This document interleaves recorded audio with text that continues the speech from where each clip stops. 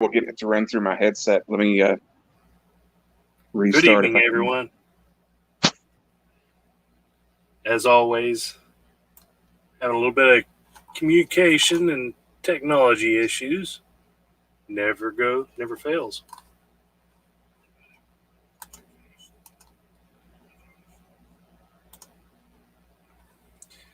All right. What do we want to talk about tonight, everyone?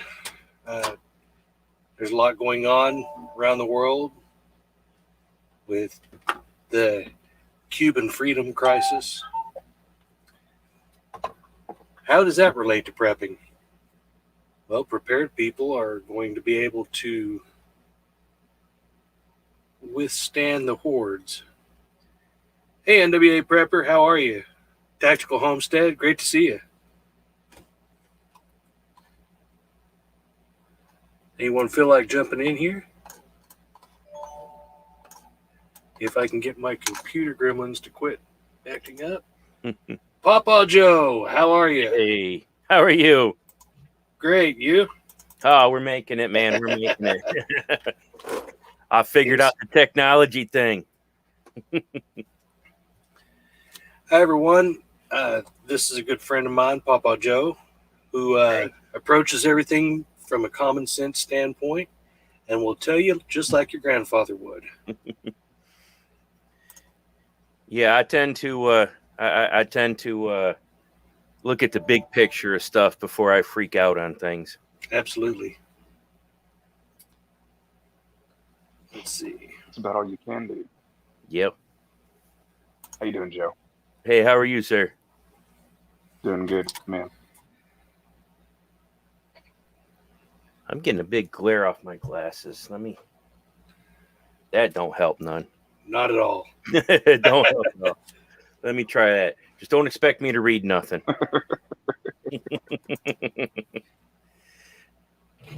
Well, we're counting on you to read everything. Yeah, well, hey, I never said I could read. Well, by the sound of it, you may be more educated than us. We all graduated high school in Arkansas. Well, no, where I'm from, just to give you a history, I grew up in upstate New York, and in the upper part of the Appalachian mountain chain. My hometown is actually smaller than Dyer, Arkansas, which is where I live now. We have nice. I like Dyer.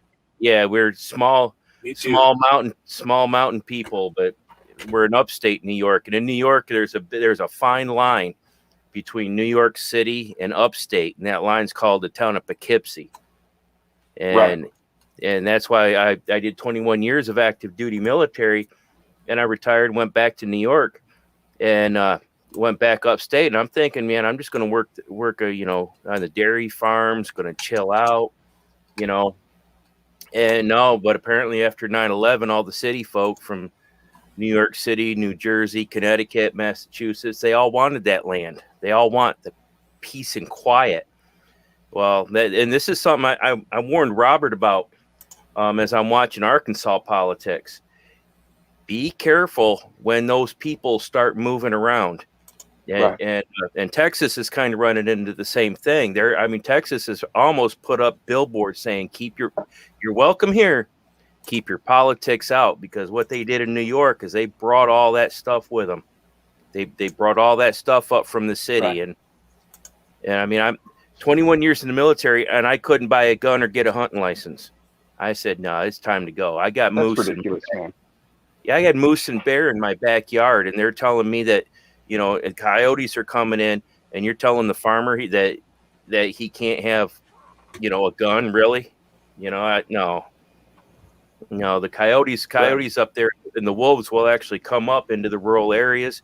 They'll actually come up on your back deck to try to mate with your dogs, and they'll come in and they'll take her. And they love pigs too, and they'll take those pigs right away. Well, hopefully they don't try to mate with pigs. No. These are New York animals. I wouldn't, if they're coming up from the city with the rest of the slime, I wouldn't put it past them. Oh man, they don't know what's right, huh? No. They're from Vermont. You're from Vermont? No, the animals are probably from Vermont. Yeah. Well, the ones from Vermont, we really don't count Vermont even as a state up north, because people from Vermont pretty much just walk around like they're stoned. Vermont people are really just, they're there. They don't bother anybody. They don't want to vote. They don't want to do anything. All they want to do is drink beer. That's all they want to do is drink beer and hug trees. And I'm like, okay, you guys are fine. The people from Boston, from Massachusetts, they're the mean ones. They're the mean ones. I think you got a responsibility to know what's going on in the country and to vote according to your standards and beliefs based on that education. Being that we live in a democratic republic, that's kind of, it's stupid not to. Not every country in the world do the citizens have the ability to have a say. So it's kind of a big deal. It's a huge deal, and that's kind of what I write about. Is we have to take it and let kids know and teach the next generation, and even some of us Generation Xers have to teach ourselves. Is when you vote, you don't go into the voting booth and say, "What do I want?" It's what's good for the community, what's good for everything around here, and that's what will affect. Right. When you get and like Texas is finding out, like we found out in New York, just because everybody wants to have a picket fence doesn't mean that that's what is good for the community. You're not voting on, the laws that are occurring today. Most of the time you're voting for, what's going to happen 5-10 years from now. Right. And you always have to keep that in mind. Yeah. Right. So what kind of a society am I building for my children is what you've got to look at, And honestly, one where with a lack of freedom is not where I want my kids to live. No. I think it was Thomas Jefferson, wasn't it, that said that somebody who's willing to sacrifice a little bit of liberty to gain a little bit of security deserves neither and will receive neither. That was either Benjamin, or actually I think it could have been Washington too.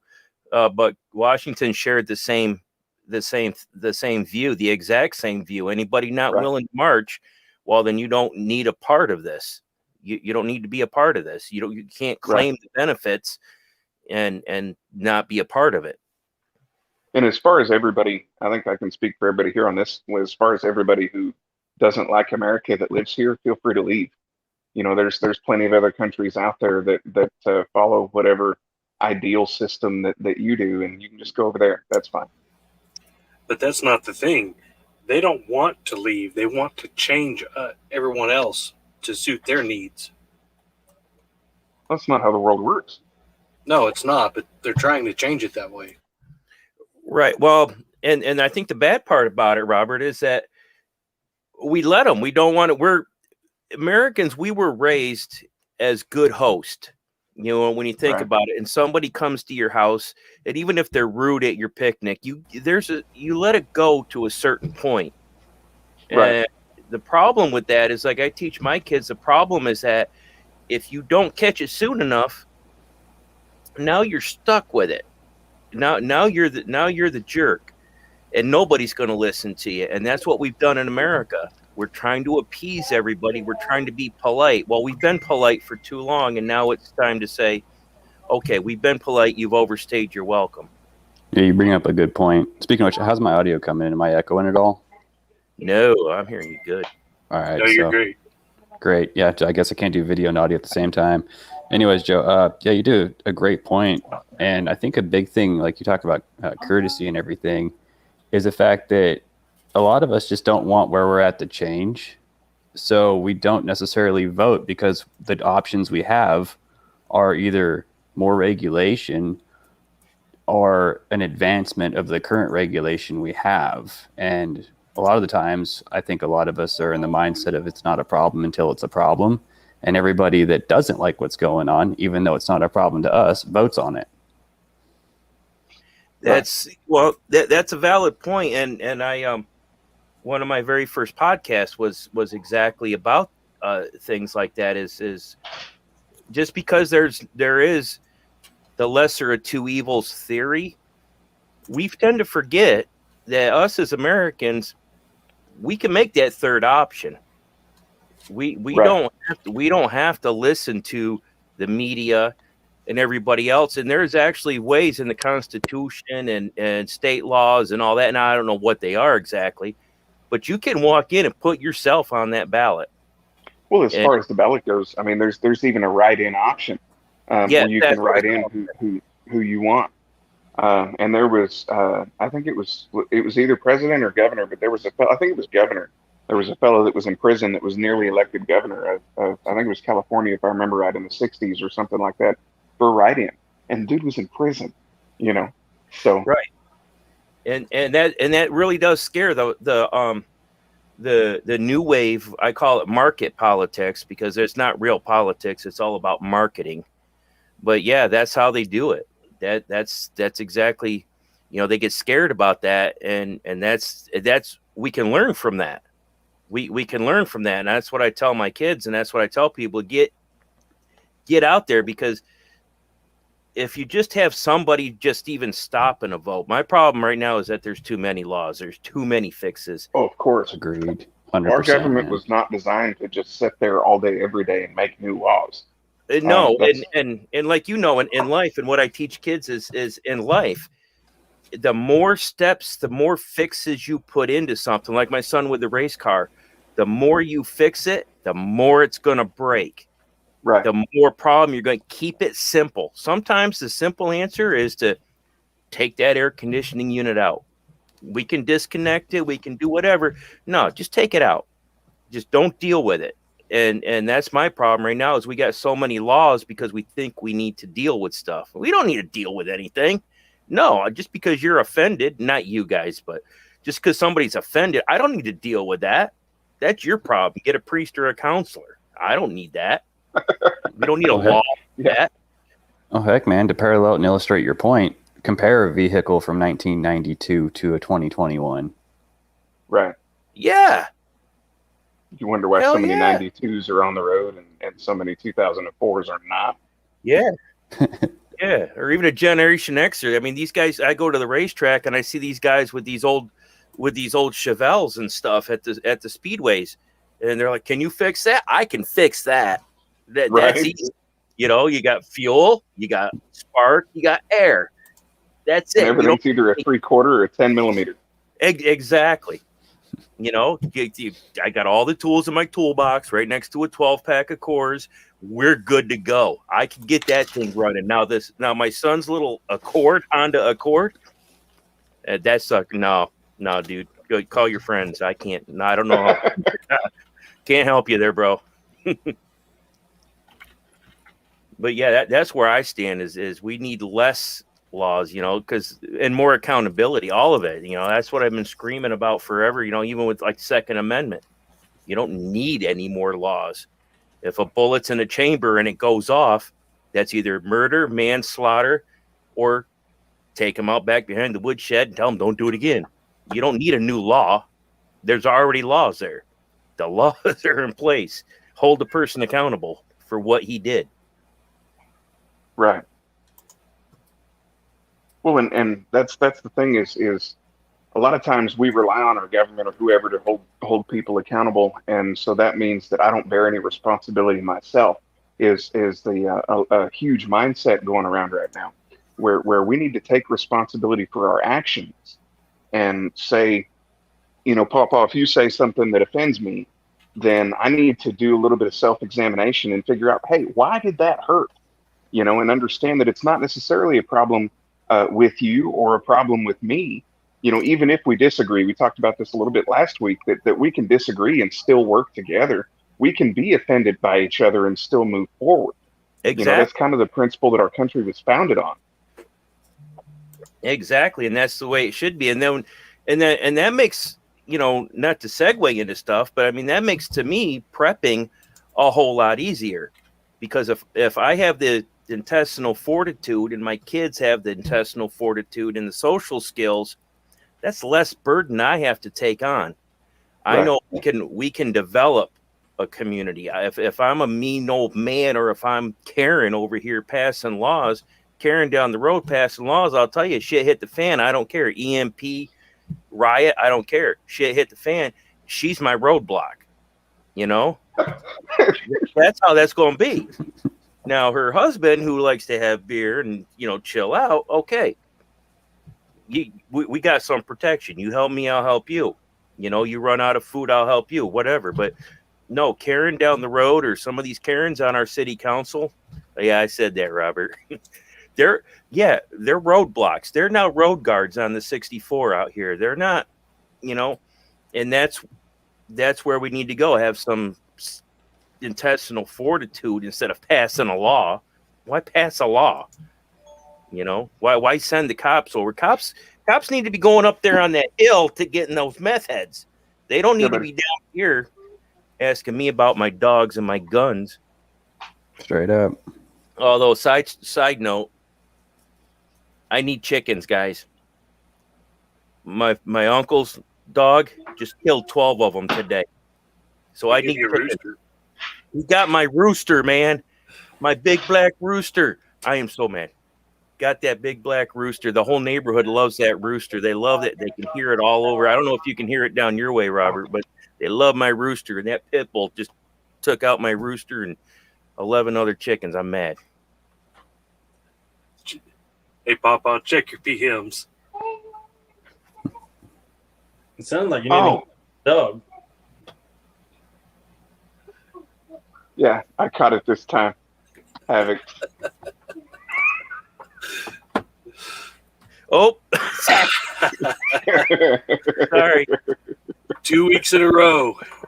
Sorry. Hey. I'm new here, guys. Give me a break. No worries. Never said I was smart, just good looking. All right, just. No, what the thing is, I think he just needs to pick better friends, because it was me last week. No, I think I've got the friends I need, and I do think a good majority of you are on panel right now. Yeah, that Southpaw's a pretty good fella. Oh yeah, he never shows up. Which one is that? You haven't Is he met working him, right Papa. No, I don't believe so. I believe he's at work. It won't work right now. Work. Yeah. Yeah. We know how hard he works. Yeah,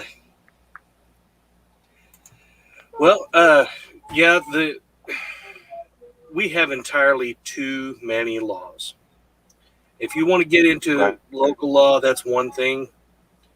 But when that local law is constantly superseded with more and more strict laws, Right. where does it stop? I mean, you have supremacy clause with federal over state. That's still kind of a gray area. Local laws are increasingly overreaching. I mean, all the victimless crimes.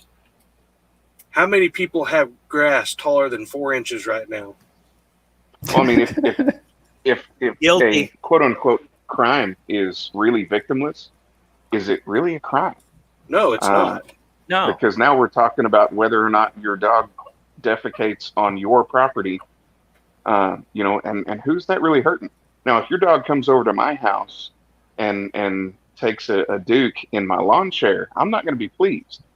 So I could see the need for some kind of at least common sensity, not necessarily a law, but for my neighbor to grow a brain, but that doesn't mean that hey, we've got to have a lawn clipping regulation or some junk like that. Right. Well, back in the day, if you remember your grandparents and like that, there used to be civic organizations where we didn't need laws. You go to the Freemason Lodge, right, the Elks Lodge, the VFW, the American Legion, or even the one thing that really influenced me growing up was at the corner store where all the farmers met every day. They all went down there every day. You could tell when it's time to bring in the corn because that's where all their tractors were down there, and they all met up there, had donuts, and they talked. But they didn't need laws because everybody held each other accountable. And nowadays we don't. People That's held why themselves accountable. Yeah, Yeah, that's why I like exactly. Took groups like this, responsibility. you know, because somebody could walk up and be, "Hey, Papa, you're being a real ass or jerk." I'm sorry, you're being a real jerk, and then I would have to, it would be a face-to-face discussion, and everybody would settle it out. Now it's Karen down the road calls the cops, and there is no settling it. It just builds more animosity. Right. Well, I think playing into the whole victimless crime thing, we're looking back in time to where, your reputation actually meant something, and you couldn't just go tattle on somebody without consequences going both ways either. If you were the Right. perpetrator, it was on you. Your reputation mattered. And if you're the one perpetrating, the crime, telling, whatever you want to say, call the cops or complaining about it, then you would also be known as that person and also viewed that way. That's Absolutely. that's exactly it. Reputation was a lot, and that's kind of sad because it's when we live in this small town here, and now you have cliques. But like when I grew up, everybody knew my grandfather. He had a reputation. Everybody knows my brother because, well, he's got a bad reputation. So they knew you good or bad by that. And that does, you're right, that carries a lot. Now you can't, now the only reputation you get now is as a Karen or a Richard. That's your reputation now. You don't even keep it. It's sad.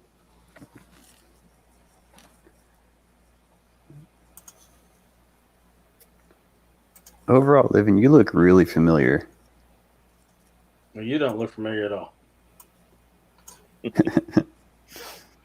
I'm staring at a phone screen, so it's like your face is literally like 3 millimeters high. But I look like everybody. That's part of the gray man thing, right? There you go. yep, I know who like you are. I've met you.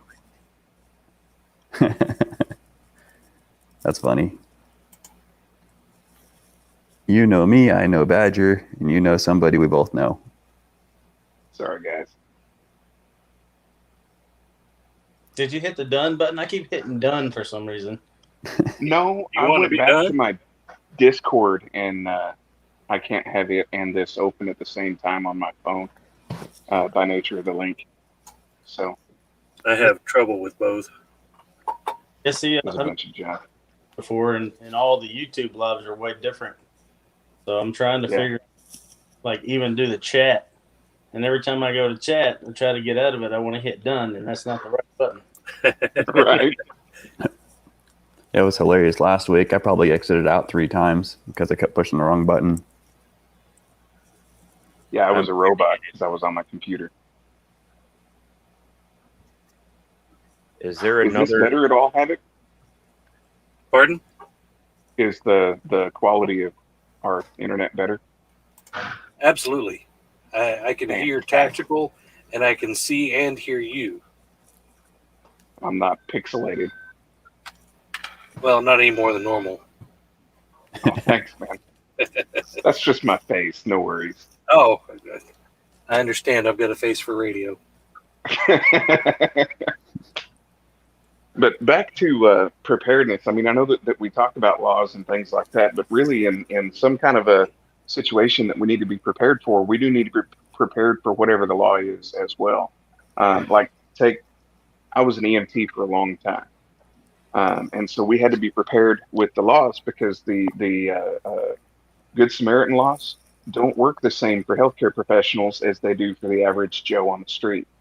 Agreed. So we kind of need to be aware of what's out there and what's going on and how our level of training or our level of preparedness may affect where we stand where the law is concerned. Now, I'm not saying that we need to tell Uncle Joe everything that we have. But what I am saying is that we need to be at least bare minimum aware of what the law is concerning what we're doing and where we're at. Situational awareness is something that should be applied to every aspect of life and prepping. Because if you don't know something going on, then how are you going to prepare for it? Right. Well, how are you going to know if you're not read up in the situation? You don't do your homework and you just wait to react to whatever situation arises. I think part of being a prepper is at least being informed, remaining kind of knowledgeable in the subject and in the goings on of the world today. Yeah, I agree with that. Yeah, I know I've made the mistake multiple times where I just disconnect from society and do my own thing here, and find myself kind of lost when I merge back in. I understand. You can't disconnect really 100%. Right. Right.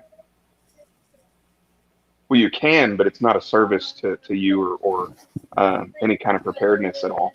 You know, even the Apostle Paul in I think it was the book of Romans said, of the times and seasons, I'd have you not be ignorant. You know, we need to be aware of what's going on in our society and in the world in general. Yeah, and I think it's pretty skewed too. I played the how long can I stay on my property game, and I made it about 6 weeks, milk and cheese. But I noticed that when your only information that you're taking in is internet based, and you're not actually in the field, if you will, you end up with a lot of very dark spins on a lot of things instead of a more positive outlook based on like actual like human intelligence. Well, I would agree with that assessment. You know, the in the field is as far as, you know, face-to-face interactions and things really puts things in perspective rather than just having a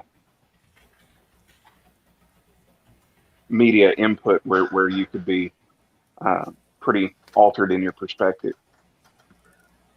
Yeah, a lot of it's bias. I'd say almost all of it actually, and there's never real just straight facts. It's always somebody's point of view, and they themselves could be trying to just relay information directly, and it's always from a perspective. And I think that really needs to be evaluated because when it comes to publicized policy change or legislation or whatever, there's always some sort of narrative, whether it's intentional or not. There is always bias based on the perspective. Someone's roboting. I haven't touched anything. Wasn't I'm me. not touching nothing. I got it working. Do that again. We blame you, Paul. But yeah, it helps. It helps to have a community when you're looking at that information too, because you got all the different sources and their narratives. It's good to have a group like this, or you know, wherever it is, you know, family members and stuff, because a lot of times they put that. It's real easy to get sucked in the rabbit hole, and they put that perspective back. They're like, hey, you know, this guy's telling you this, but he's going to make $1 million off it. So keep that in mind. Right. Well, you Yeah, definitely so have to have a it's good. sounding board for Yes. sure. Just on this panel, I mean, this is representative of 3 separate groups. And I think as a network with the groups, being able to communicate with each other openly and without any animosity towards each other, that helps keep everyone closer together as far as not just having a single bias, but having multiple perspectives. Tactical Homestead focuses more on homesteading, like I aspire to. We have some that are strictly preppers. We have some that are strictly defense. And that in itself really opens the doors for all of us.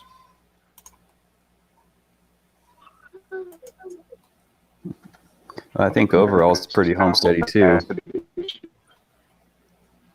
Yeah, definitely. But no, you do bring a good We point need to though. get Fred in this chat, man. How do you know he isn't? Fred. Is he? Is Tactical Homestead Fred? He doesn't sound old enough to be Fred. Are you Fred? Come again? Who's Fred? Fred. He's our homestead homie. Homestead Fred. No. It's another nickname.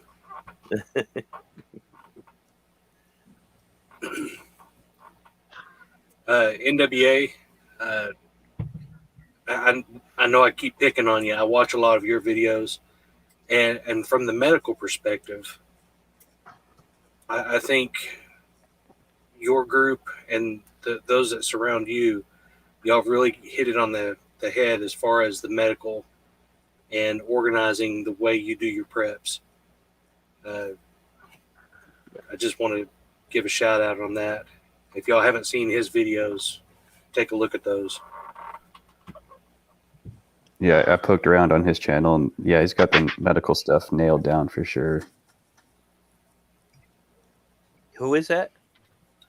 NWA Prepper. I'm gonna go here. See if somebody's got a link. I'm still not used to this system. I'll find it. Am I what? Yeah. Yeah. Got my automatic logo maker here. There we go. You got your Bear Independence As far sticker as that too? goes, you just type NWA prep. There you go. Yeah, I'll find it. There we go. I'm not going to go looking now. I'll probably disconnect for something. Hey, overall, does Viking have a sticker yet, or is he not doing that? No, I saved this spot right here for him forever, and I finally gave up on him. I figured that would be one of the first things he would do. I would have thought so too, but Well, now you need a bottle to go with that. the bottle, yeah. Yeah, I was fixing to say. Havoc didn't come out with a sticker. He made it. He made a whole cup. Matter of fact, there's a couple you can choose from. It done again. So this cup actually came from NWA Prepper. I won one of his his little challenges. It's got my real name on it too.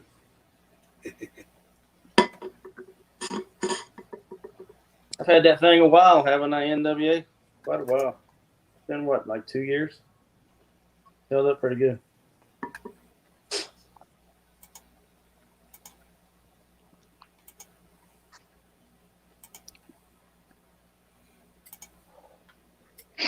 So on the subject of preparedness, what do y'all think about home defense as opposed to calling law enforcement? And what would be your chosen home defense method? I would say Not that's talking highly about what you situationally own. dependent. Agreed. Yeah, it depends on the situation. It very much does. But you can't ever go wrong with a shotgun. Yeah. If I believe my family or anyone in my household would be in danger, I would take the action myself. Or actually, most any of us would. But if it's something where our lives are not in imminent danger, I would probably call and then act instead of call for cleanup. Yeah, I mean, I've had two interesting situations in the last couple of years that were very different, and one of them was a person that ended up on my property at night, and that almost was a very intense situation as far as trading gunfire. And then there was another one during the daytime who was just in the neighborhood acting weird, and that almost ended up in a bad situation as well. But I think that if we're talking about the use of lethal force immediately, then obviously firearms are one of the best methods for that. Well, I like your answer that the use of lethal force is entirely situational, and whether or not you would call first or execute first would depend on the situation. I think that was a very well put together response. But I agree that 12 gauge is a good response for that. I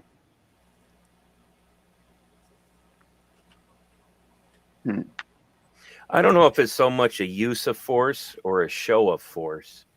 That's what I ended up doing both times. I've learned there's a difference. If I'm not a good negotiator, so Right. so I rely on a show of force. Now my brother-in-law is a very good negotiator, so he would probably do more talking. But yeah, when it comes down to the use of force, yeah, that's situational, but definitely a show of force. I'm gonna show that this is real. If it's for actual defense, if I find out this is a defensive situation, and I guess maybe that's the first thing is it really a defensive situation or somebody blowing off steam? But if it's an actual defensive situation, yeah, I'm doing a show of force.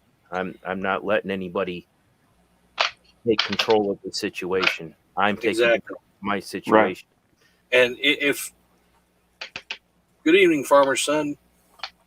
And as far as actually employing force, it always goes in your better interest if you use the least amount of force necessary to stop the threat.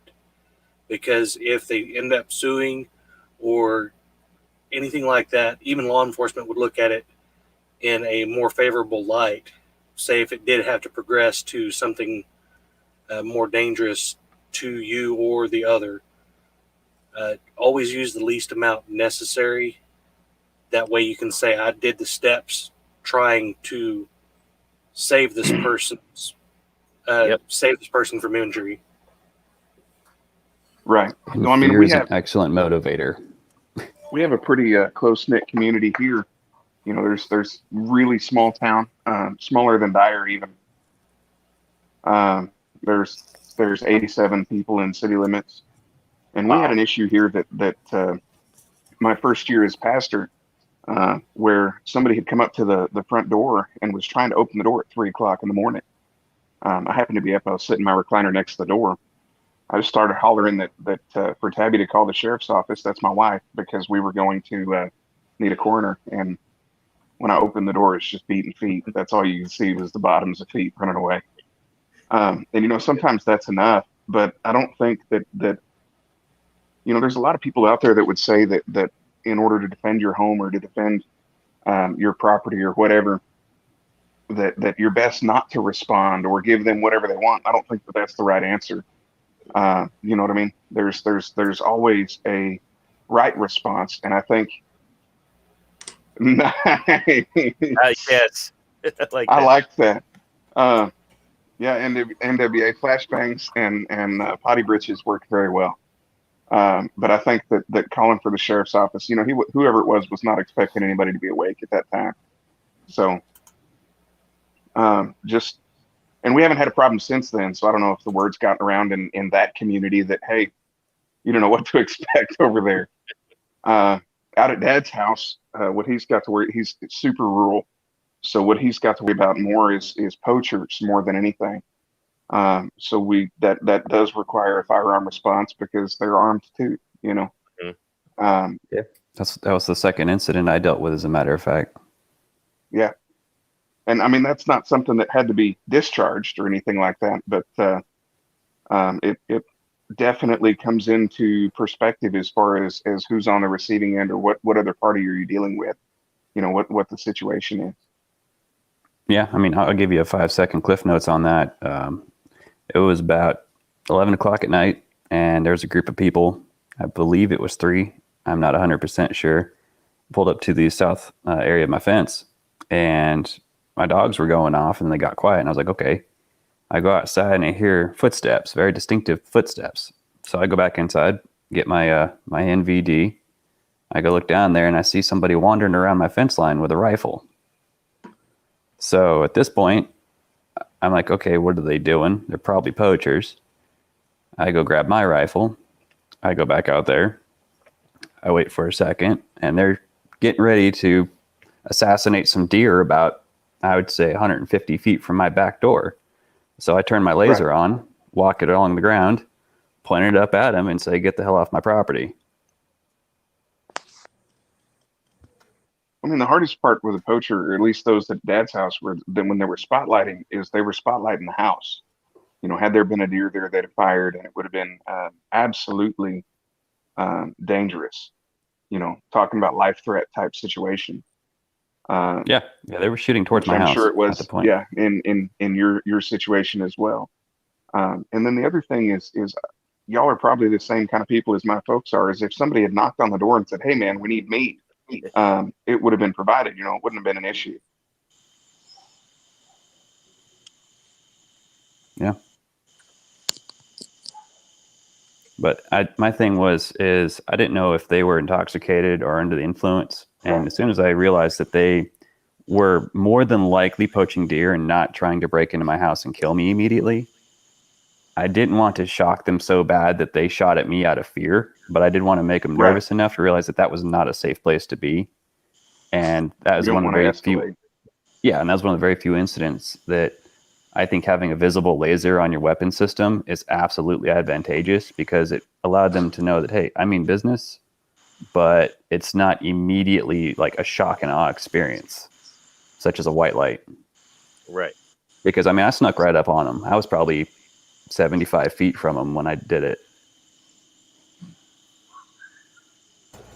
Sometimes shock and awe isn't exactly the best situation, but if you have a larger force, that's great to use. Yeah, well, darkness is a force multiplier. Well, he brings up a good point, though, that the shock and all will elicit this response. You got to keep that in mind when you're approaching something. You don't want to elicit a response where they feel that they need to retaliate. You want the response you want is to leave me alone. Yep, right. The proverbial rattle. Yes. Well, and a lot of times in most states, a no trespassing sign posted, every so often around the perimeter of your property is enough to get that idea across too, as far as legally. Mm-hmm.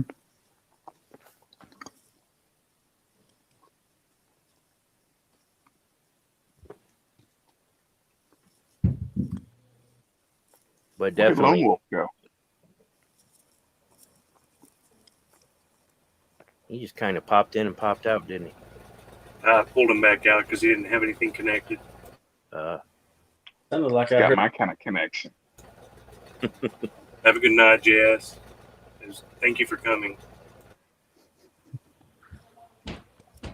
But I mean, I think also the escalation of force and the application is not only situationally dependent, but it's very circumstantially dependent too. Like if you're in a neighborhood, you don't want to be creeping around with night vision and a laser on your rifle. No. Yeah. Just saying. You might be mistaken for a criminal.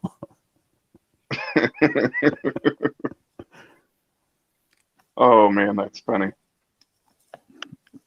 But no, there's not a lot of hunters either. Rule, that's pretty much anybody set up for armadillos and coyotes has got thermal. Yeah, I got thermal on a few of my systems, and my MVD is pretty handy. kind of where I was going to go with it. We're definitely all different and in different places, but I have night lights on. Well, I have not. Let's just put it that way. But yeah, I mean, raccoons and possums, coyotes. Me, right?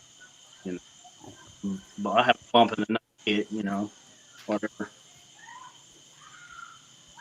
Yeah, I mean, that's not to say that a good 870 12 gauge with a big spotlight on it wouldn't suit you perfectly in most cases.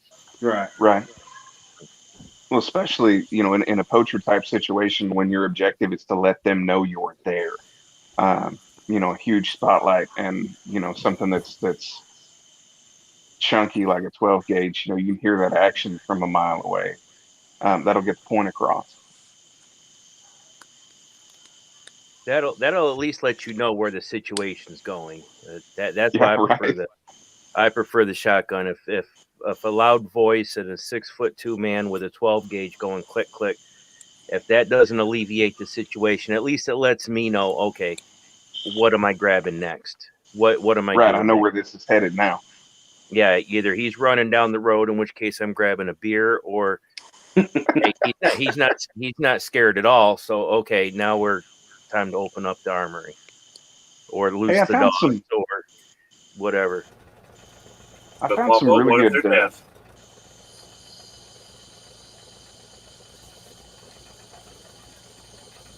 I found some really good ammo for my 12 gauge the other day.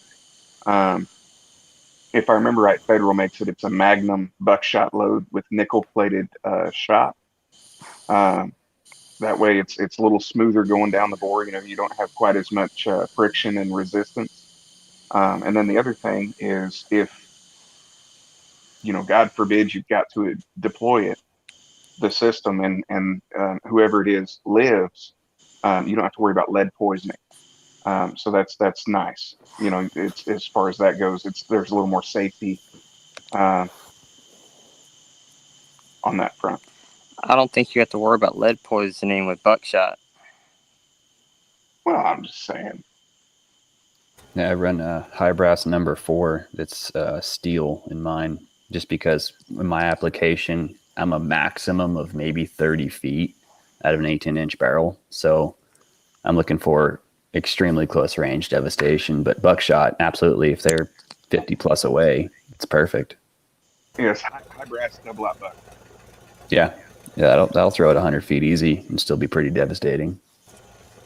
For home defense, I've always liked 2 rounds of rock salt first, then number 4, then buck. Because if they're not getting the clue after the first 2 rounds of salt rock, then that's when you have to step up your game. That to me is highly dependent on the laws. Yeah, for sure. And 'Cause here lately, Go ahead. no, you go ahead, man. I'll talk a minute. I'd say, I want to give the person the best chance possible, even multiple, to save their own life before it starts getting messy.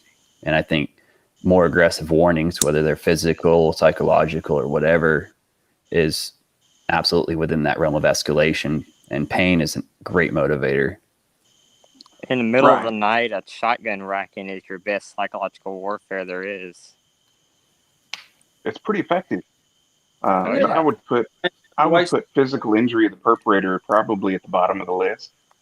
And if they have made forceful entry into my home, that is a life threat, and that would call for lethal response.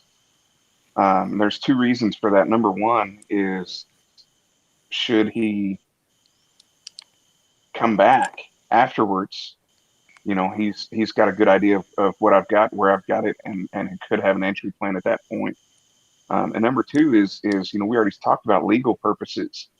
There have been a couple of cases so far of bandits, for lack of a better term, criminals who've broken into somebody's home and been injured, and sued the homeowner and won.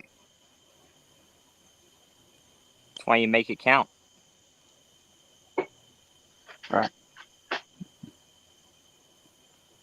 Yeah. And So I think I kind of agree with Tank where that's concerned, as far as injury is not the ideal response. More, we'll take care of the threat by whatever means possible. yeah, Well, you can give them 3 chances and say, "What are you doing in my house?" Pump the shotgun. If they're still there by the time that's done, or if they come towards you, that's all legal Yeah, means. but I'm not going to cause physical harm and then let him go. It's more, if it gets to that point, it's over. Oh yeah, no, he's not leaving. I mean, even with rock salt, you cap somebody at 15 feet with 12 gauge out of rock salt, and they're not walking anywhere. It's like It's getting popped probably with just birdshot. smart. It's probably just smart to hold them there. If they're stupid enough to try to run towards you while you're holding a loaded 12 gauge at them, they're probably not all in the right mind anyway. But if you hold them there, anybody with common sense would realize, like, okay, I don't want to die here. Yeah, I'm different. If you've breached my house, it's a whole new game. Yeah, I'd agree with that. By the time you make it to my door, man, you signed your death warrant in most cases. I mean, that's just the nicest way I could put it. You messed up. Yeah, but you also live in a place where it's not exactly a walk right off the sidewalk to inside your house either. But it's a quarter mile up my driveway. If you've made it that far, you know Exactly. Yeah, you're not in an inner city apartment in the middle of Manhattan. Right. It does make a difference, as far as whether you're living in an urban area or a rural area, how you respond where home defense is concerned, and not just with that mentality, but it should make a difference with how you respond, as far as what you deploy, because you need to think about what's on the other side of my four walls, because most rounds, even a 22, is not going to be stopped by your general household construction. No, they're made too cheap nowadays. Right.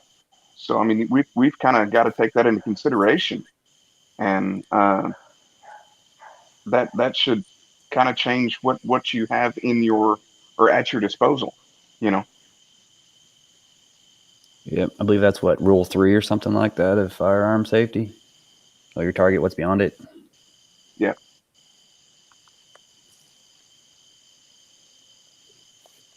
But yeah, I mean, it's all about, to me, access and legality. Like, how easy is it for them to get to you? How determined are they to get to you? And that tells you a lot about their mindset already. And then what are you allowed to do within the realms of the law, because prison sucks, to deal with that? I mean, because personally, I would say, hey, give them every chance possible to not kill themselves. And then eventually, by the time they make that decision, then it's over. Also, you got to take an accountability, is if they're holding a weapon or not. Yeah, I mean, as soon as they point something at you, it's over. Get that information. But I think NWA makes a good point on the chat there that, number one, legal preparedness is something that we need to be concerned about, even talking about home defense. And number two, my family comes first. And if that means that I've got to be tried by 12, then it's better than being carried by 6. My family comes first. Yeah, my life is more important than theirs, unquestionably. So, and that's part of, personally, I'm an NRA member, and there's a little legal provision there as far as I've got coverage should somebody take me to court over having to deploy my firearm. Yeah. How many cases has the NRA helped people? Okay, I'm not talking about recently. I know you got to go there, Havoc, because you're a turd. I'm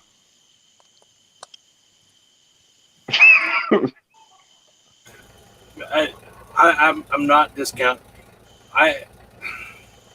Lately, the NRA has made some mistakes.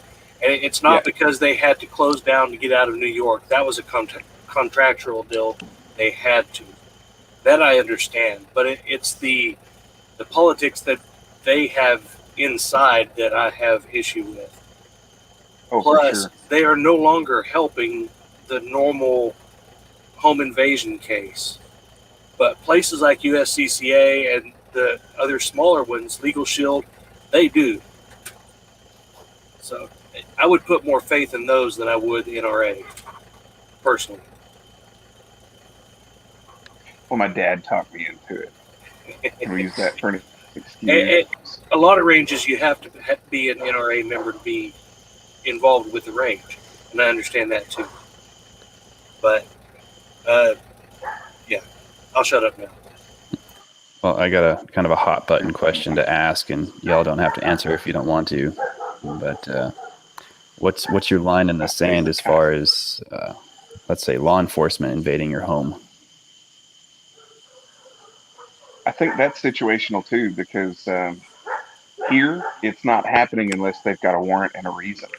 That's as far as our sheriff is concerned, and then that's county by county basis. Unless you're talking about federal, and in that case, if federal comes to the door and our sheriff is not for it, then they've got to contest with him first. So the one thing you have to worry about also in Arkansas is game and fish. They don't need a warrant. Really? A lot of departments will call game and fish in if they can't get a warrant from the judge, but they can convince the game warden that they are poachers or something of that nature, so they can do a no-knock warrant or There's still no-knock got to be probable entry. cause Wow. issue, yeah.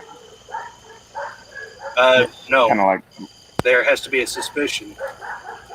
That's Yeah. all okay. Game and Fish needs. That's common small town justice. I don't like that one at all. Well, I don't either. No one. I didn't like it when I wore a badge. That seems like a bad loophole. Yeah, It because is. the cops do. Police officers stick together. They like any other group. They stick together. They barbecue together. They go to each other. So they're gonna. Yeah, I don't They like exchange that. wives. Yeah, well, yeah. It's that's not cool. So you mean to tell me that the game warden can just pop up here and go, "I think you're a poacher," and come walking in my house? They could. I That's don't the know way about inside Arkansas the is house, laid out. man. I mean, I'd say the property, but I don't know about inside the house. That seems like a No, stretch to me. they can come in. They can come in. And that's a state-by-state basis too, but there's several that I know of are the same. Texas is another one where they can come in. I definitely Another- have cameras rolling on that one, and that would be. That, oh yeah, that- for sure. That- And then as far as my compliance, I think that would be situational where law enforcement is trying to enter my home.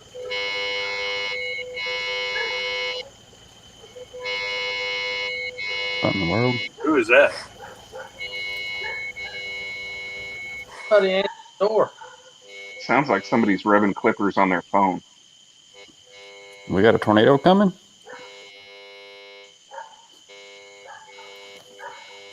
Or maybe Lone Wolf's talking. No, I'm not.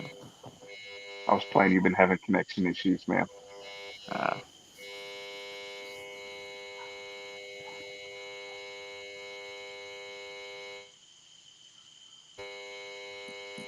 What happens when you start talking about the fuzz?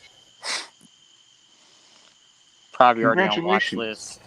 You were all being recorded. I think that was Papa Joe. He's having audio issues. Still.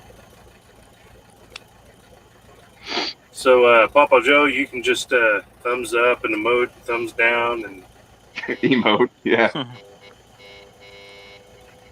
how'd that? If you're bored with the subject, you just kind of pick your nose, you know. Uh-oh. So overall, how's your chicken coop doing this year? It's doing good. I need to clean it out. I'm obviously not home now. I don't know if y'all have noticed. This is kind of a hotel-y room type thing. But I thought you just had a nice room. oh no, Right? everybody's got one of these lounges, right? Oh, but yeah, it's going good. I need to clean it out. Like I said, the girls are laying eggs. That's all that matters to me. That's it. You lay eggs or you go in the pot. That's how it works. Well, on that note, mine are well past the age of laying. At least my three older hens, and not one egg has come out of my pen. What should I be looking for? You say they're past the age of living or living of laying? Yes. Well, you're looking for some boiling water. Maybe some Yeah, younger. that's- Obviously, you need younger birds. My little bit of knowledge is, you got your hybrids. Like, I wish Tank was on here because he could probably tell you way more than I can. But He's in chat, or he was. just being a coward. Oh. But all these hybrid birds are good 2 to 3 years max, and then you can be lucky in there. So, Well, hey depending guys, on I'm going to have to back out. But as far as the birds go, I know that an older bird is kind of hard where frying is concerned, but they all make good dumplings. So we'll see y'all next time. Take care. Thank you, Muffin Man.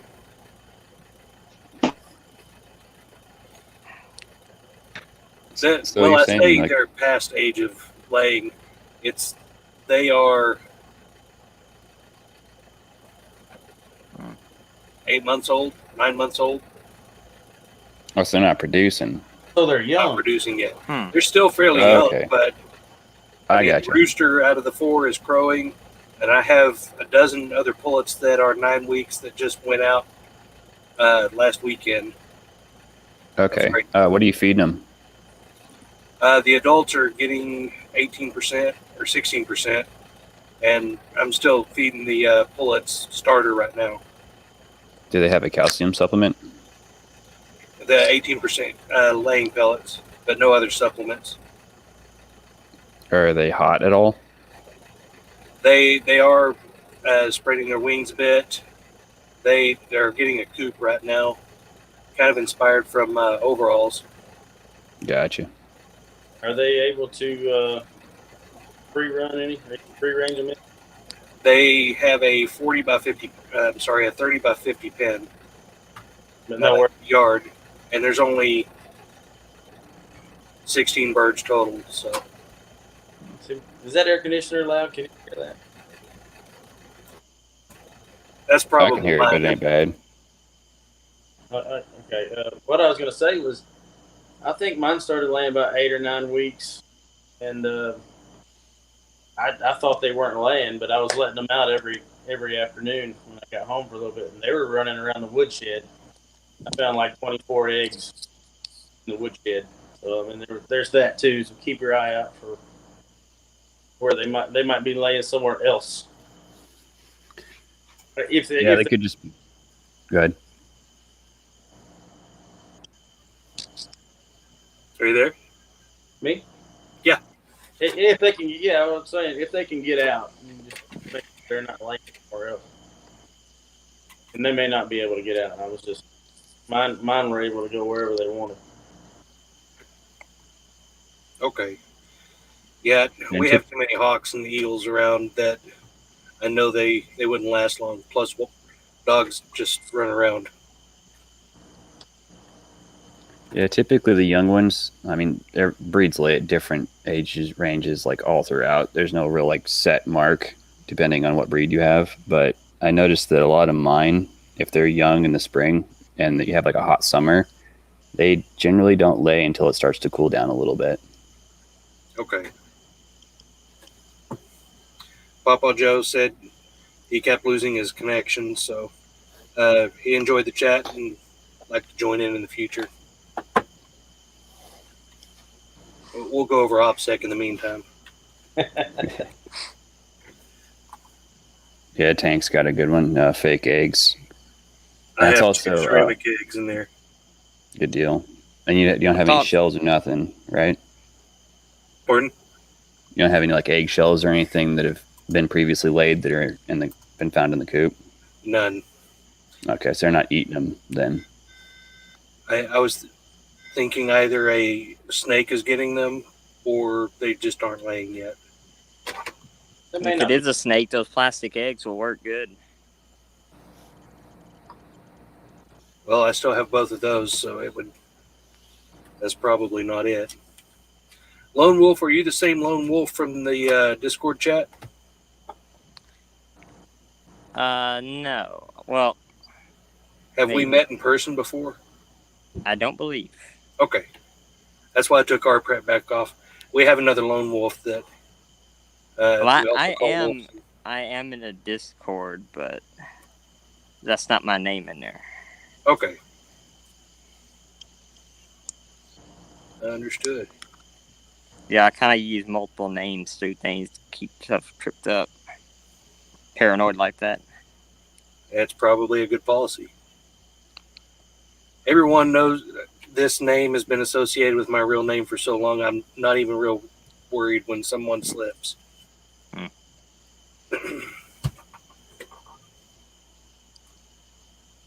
Still give them a hard time, though. I don't remember my name half the time, so it's all good. Surprised we haven't talked Tank up here yet. Right. Might hit He his head seems to be the chicken master. way in, though. He's the chicken master. He's the antenna master. He knows a lot about everything. Yeah. I know a little bit about a lot of things, but I don't know near as much as y'all when it comes to specific things. It's like Arkansas Living. I don't know if y'all saw his recent video with the loop. I've never used one of those before, where you take the end of the rope and then weave it back in to make a loop. Nothing I've never needed to use. But now that I've seen how it's done, I can think of a lot of uses for it. I'll have to check that out.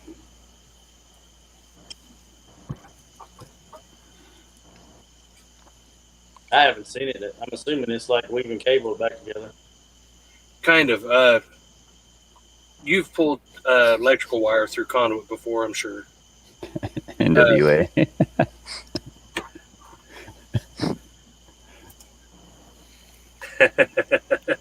Darn, the secret's out. Basically, you know the loops that they have the mechanical clips making the loop at the end, and then you'll use those for large gauge wire pulling through conduit. Basically, you can do the same thing when you weave the rope back into itself and then trim it down. It was pretty neat. And he can officially say, I don't know stuff.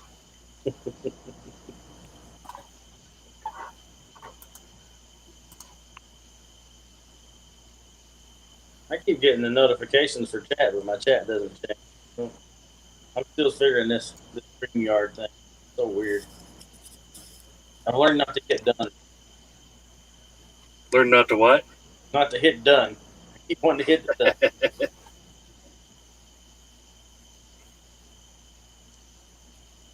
I see what's up.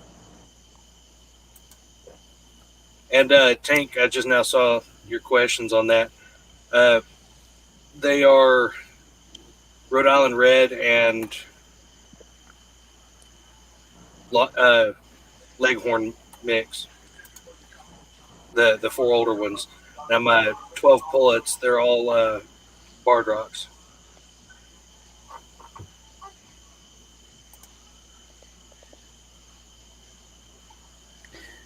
Do you have like legit nest boxes for them, or are they just kind of running around? I do. I'm building a coop out of pallets, believe it or not. And Right on. I've done that. Solid wood. It is solid wood these days, especially, and it's free, so I can't complain. There you go. It's in a similar shape to overalls, though it'll have walls all the way around, and then just think of it as a half slope where you've got the taller front and the lower rear, and then that angled area will be all vented, and then be able to be shut during the winter.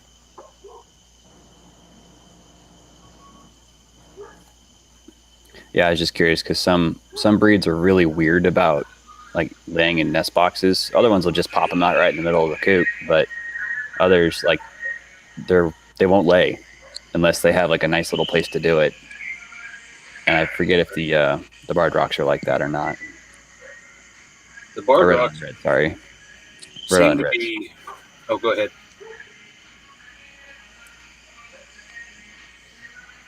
The Barred Rocks, they will actually roost. The four older ones have been raised in a large igloo doghouse, so they do not get up on roosts or anything. I think that's part of the issue. At night, they lay in the bottom of this doghouse. Are their feet okay? Their feet are great. I check them every few days. No thorns, anything like that. That's weird. My birds are door. Audio's cutting out.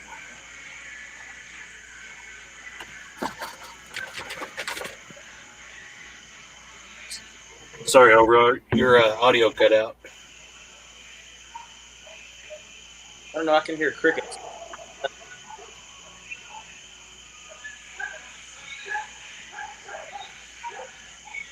But I was saying, I hear it.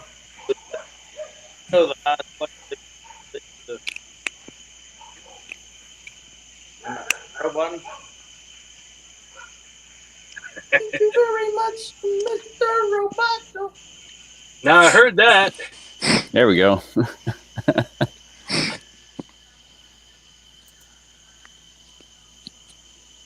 So the last thing I heard was feed, and Yeah, I was saying, odd. Most of my birds will go as high as they yeah, they used to roost over the door. I don't know how they even got up there, but they get up there. yeah, the barred rocks are doing that. Just the older ones aren't. But the barred rocks, like I said, they're not really old enough to start laying.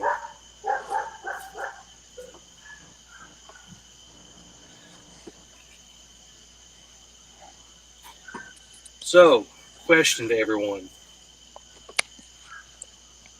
If to take your pick, dry food, freeze-dried, canned, or frozen.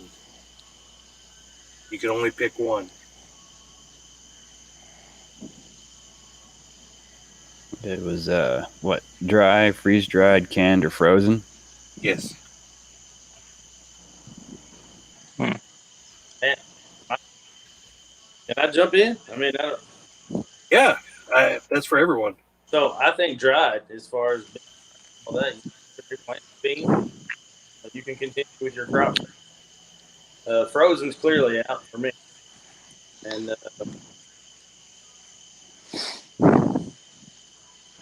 mean we can't wrong, but if I have, sorry, Tiberius Rex, I'm not watching you right now. We can a lot of food or a lot of our garden stuff, but if you have the option, you're not going to pull anything out of a jar and replant it. I don't think.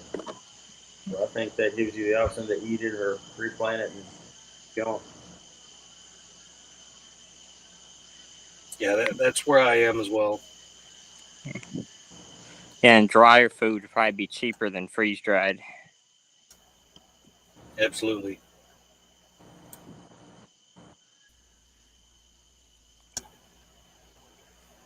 Tank is saying storage, eating, carrying. I guess that's a question. Is it for storing, eating, or carrying? All of the above.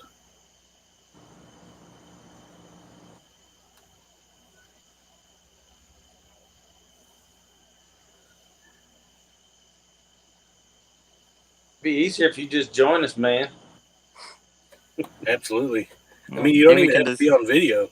Yeah. Then we can discuss cache locations. We don't discuss locations. Now, I want Tank's locations. Oh, yeah. Me too. I'll trade in mine.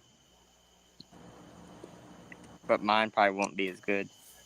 Trade a pair of Crocs. Does shoes with holes count? Yeah. We're going to have to switch this to a private. The private we keep talking about.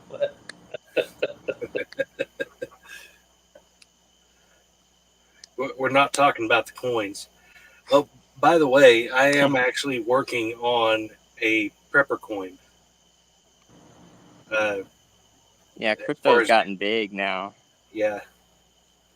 It might go digital soon, like for everything. That's probably one of the things that I'm worried about is everything going online. So I mean, like no in-person cash purchases. Yeah, we had that discussion before. Yeah. In our group. Kind of don't want certain things to have a paper trail. Yeah, I mean, well, your backyard mechanic can't make any money. Mm-hmm. Yeah. Without being taxed. But like I said, we've all had this conversation online before. We even touched on it a little bit last week with the stream. But I don't know. It is going that way, and I don't like it. And I'm sure none of y'all do either.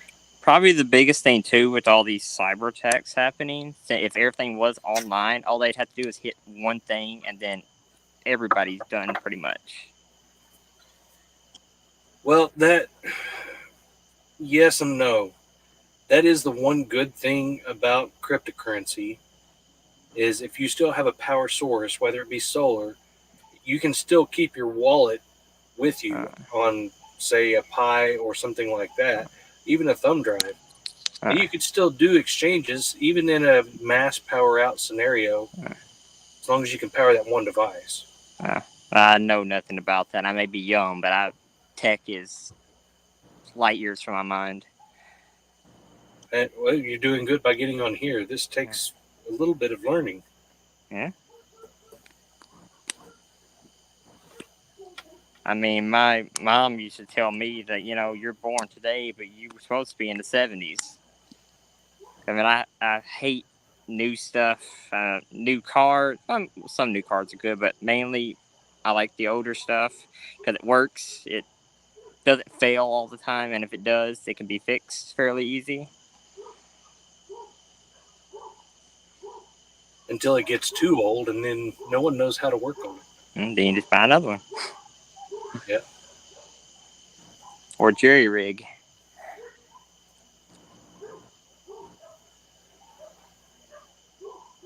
Think about in 100 years, who will be able to work on a carbureted engine? You have a hard time finding people that can work on steam engines now. They'll probably find an old box in a garage. They're like, what is this?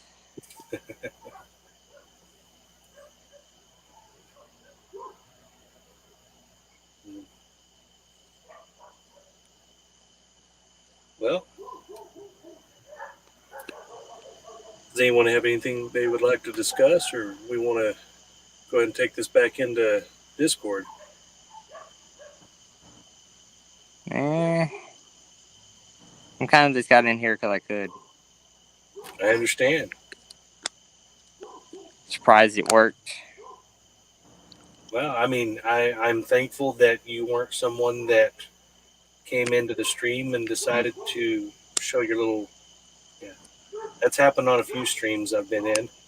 So the stream gets canceled and deleted. Yeah.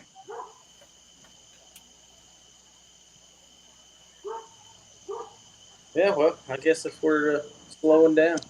I'm old. I'm getting tired. I feel that statement.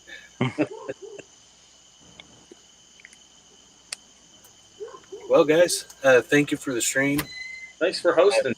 I'm going to try to do this every week. We might try it again this weekend. I'm trying to find a good time slot, and hopefully I'll be more prepared for having the monologue, because earlier when I started this chat, I just talked nonsense for 5 minutes, and yeah, it didn't go well, so I deleted it. Let's try to get Big M in here. He's connected finally. Hey, can you guys hear me? Yes, sir.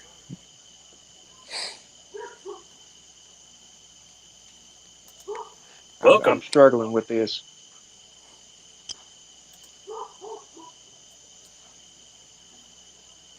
It took me a minute to figure it out. Just don't hit done.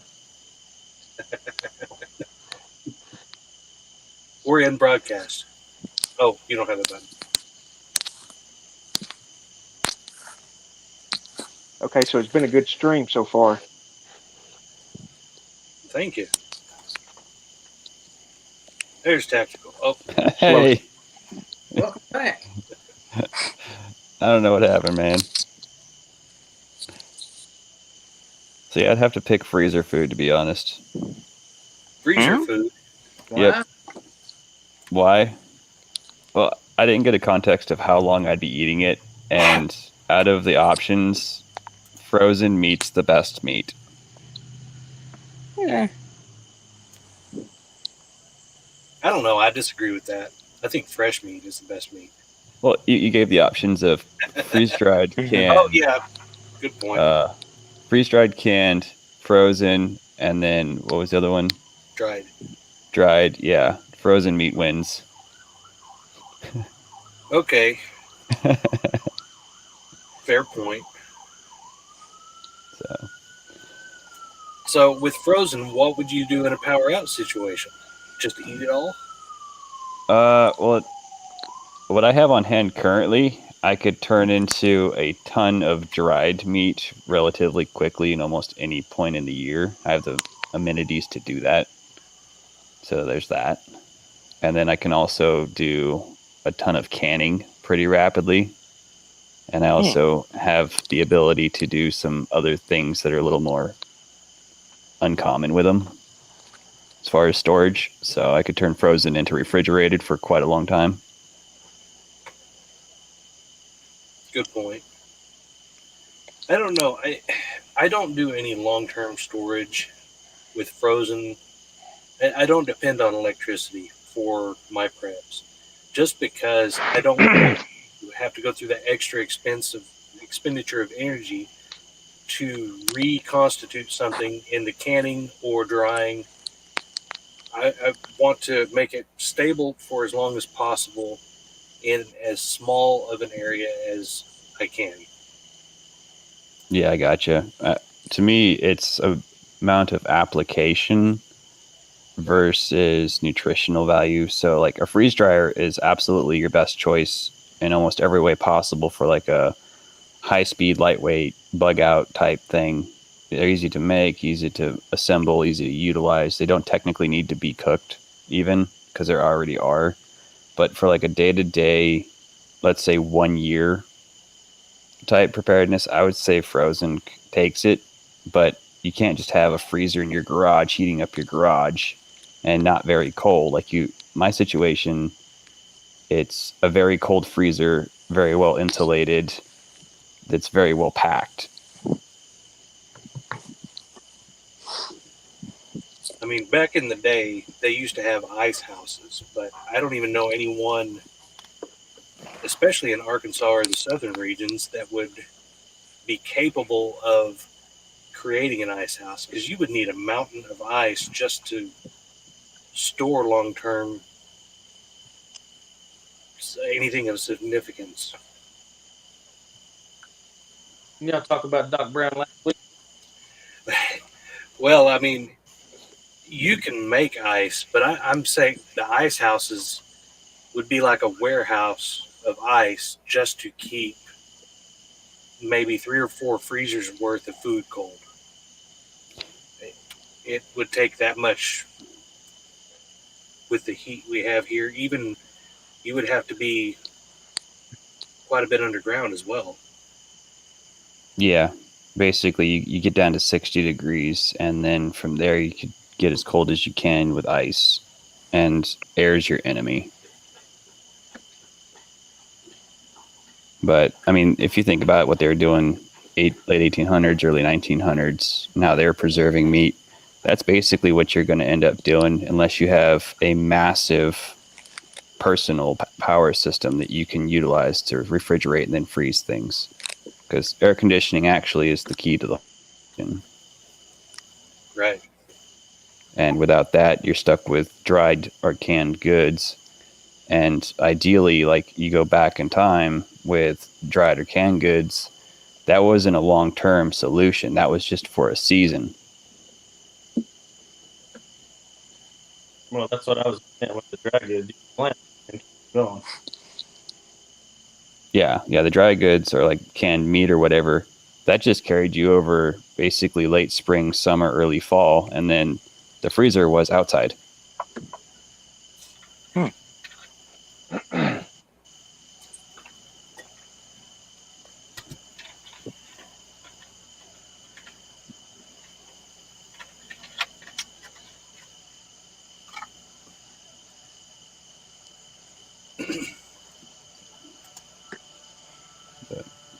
Yep. So somebody showed their thing on the live stream, huh? That usually happens on Dangerous Freedom. I'm on his streams quite a bit. I know overall. Wait, what? Yeah, I got the notification, and I was 2 hands deep in a cow, so I wasn't about to hop on. Maybe you could have given an education to some people. Yeah, not for children. Well, this isn't advertised towards children, so, I mean, we're good there. Yeah. I mean, worst case scenario, we could delete the video. But the memory's there. Kids nowadays, they'll probably get too squeamish over that kind of stuff. Yeah. You know, Lone Wolf, you mentioned something about driving old vehicles, and I kind of had this thing in my mind. I don't know if you're probably maybe my age, maybe younger. You ever watch the Jetsons when you were a child? No, I was mainly Tom and Jerry, Looney Tunes type. Okay. Well, one of the things that I realized when you said, you know, find a box in your garage 100 years later, and people are like, what is this? Is in that show, they don't have any old tech. Everything's all new. There's nothing from like 100 years ago in existence. And I thought that was kind of profound in a way, because the way society's going now, old things were built to last and new things were built to be thrown away. Mm-hmm. So I don't know, just a weird thing that occurred to me. I'm like, yeah, you can't fix any of the new things anymore. And if that continues the way it's continuing, then It just to make people more dependent on somebody else. Yeah, well, there's going to be a massive gap. In exchange for life being easier, it's really just harder in a way. Because it makes everyone more dependent on the new things. Mm-hmm. So, like, if you buy, like, you know, a $40,000, $50,000 car, you know, finance it, pay it off, you know, 2-3 years down the line, the motor blows up, you got to buy a new car. I mean, like a car, like the vehicles that I want, you know, I can go down to, you know, a junkyard, get a motor. Hey, put it in. It may not work. It may. Right. 50% of the time I work on my truck, I use a hammer. You don't just pop the hood and sit there and look at it? Does that help? The hammer's for the hood.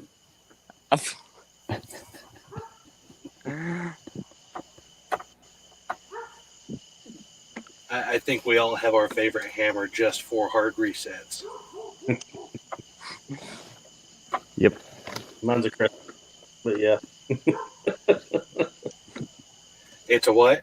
It's a crescent wrench, but yeah. Oh, nice. It's funny you mentioned that. I used one as a hammer trying to fix my wheel bearing about a week ago, and that doesn't work anymore.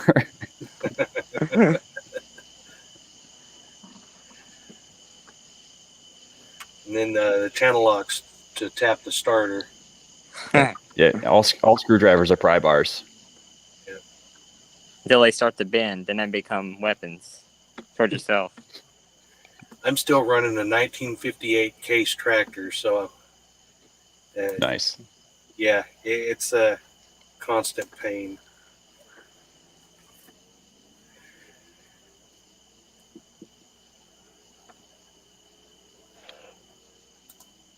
What is that, Tank? Oh. Don't make me look this up. I know that's going to come up wrong on Google. It may or may not. That's going to be some pretty fun targeted advertisement. Just don't hit images. Too late. It's safe for work. Fortunately. Oh, yeah. Now I got what your reference is.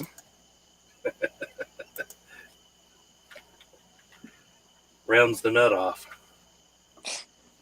Oh, yes. Gotcha.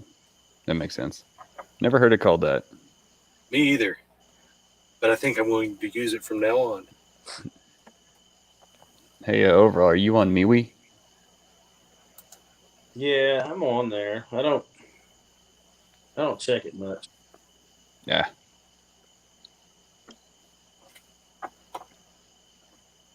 I just post to it occasionally. That's me. I just read what you post and then move on. I don't try to have too many social media accounts. It's just too much to manage and too many idiots on them. Well, 19 of those idiots are me. Yeah, I think I got MeWe, and I mean, if you consider YouTube, that's it. I find myself Isn't there a wondering, new one out that Trump come up with or is on or something like that after they got rid of Parler?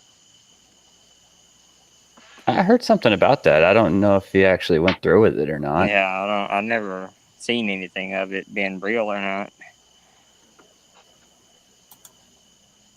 And that parlor was pretty amazing for those 2 days or whatever it was. Exactly. Yeah, that was the big thing. Oh, you don't like it? Go make your own thing. Make your own. It gets shut down. So I got a funny story about that actually. So when Parler started kicking off, I didn't have an account. And I heard about it right before everything starts happening. I go to download it. Mid-download, they shut it down. Wow. I was always skeptical of it because I was like, that's not really something I wanted to be on at the time. But at the end of it, I attempted to get it until somebody told me you needed to show your ID just to get an account. And I said no. Guys, I know nothing about that. I just wanted to get it to actually have a little bit of, I don't know, pro and con to what's going on besides what everybody's spending everything to be, cross spectrum, if you will. There was some interesting Yeah, there's videos. too much information being shared.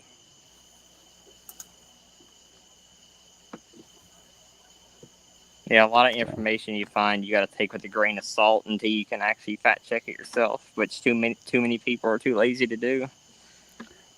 Well, heck, I mean, even doing a search on the internet, you got to be careful who you use because even that's censored to a certain degree. Yep. In most cases, I would say. I mean, if you want to get real conspiratorial, try looking up Pro 2A legislation in Arkansas on Google.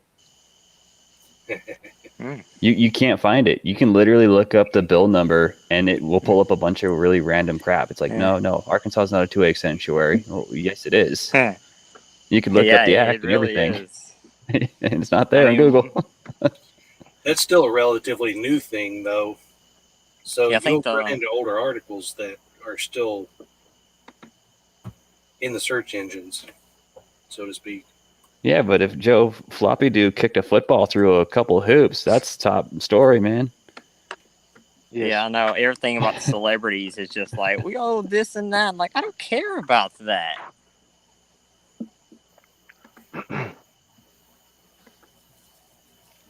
I was listening to a talk show the other day, and one of the call-ins had summed it up pretty well. He said, when you think about it, the one side listens to only mainstream media. That's all the information that they get.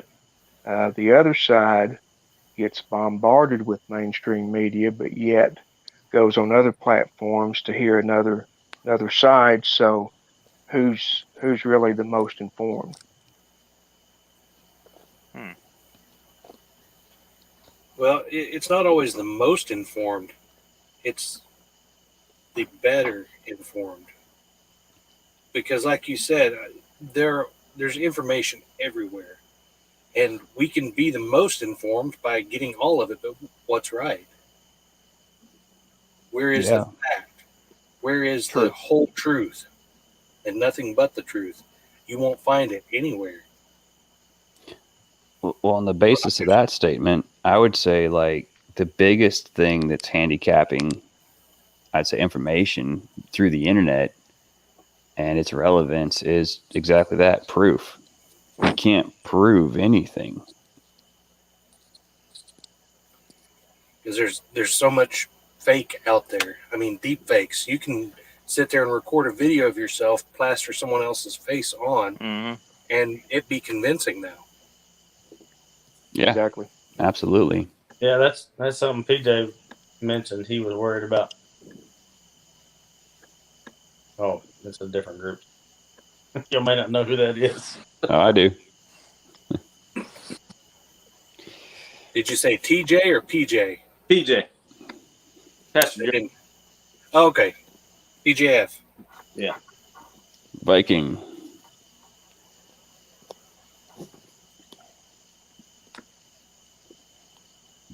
Yeah, I've watched his videos, but never put the two together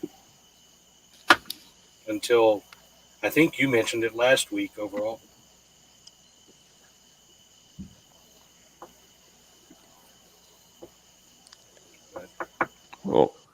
One of the things that I'm having a hard time with is why is it that they're so on top of like this vaccine as far as like even getting whatever, door to door crap, people go check on that, yet they can't even figure out who voted for who last election. Right.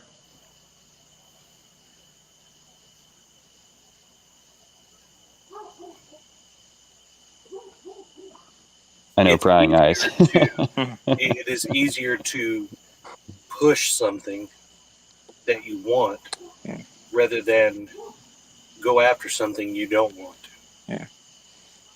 Yeah, but I mean, like, without Really, all going Democrats and there. leftists are just going to be hypocritical to the end now at this point. Yeah, I mean, without going like there, I guess my question, it's almost rhetorical at this point, is like, if everything was in fact normal and okay, why is it so difficult to prove one thing and then get the people to do another thing? Unless, well, that thing is not right and the other thing is bad.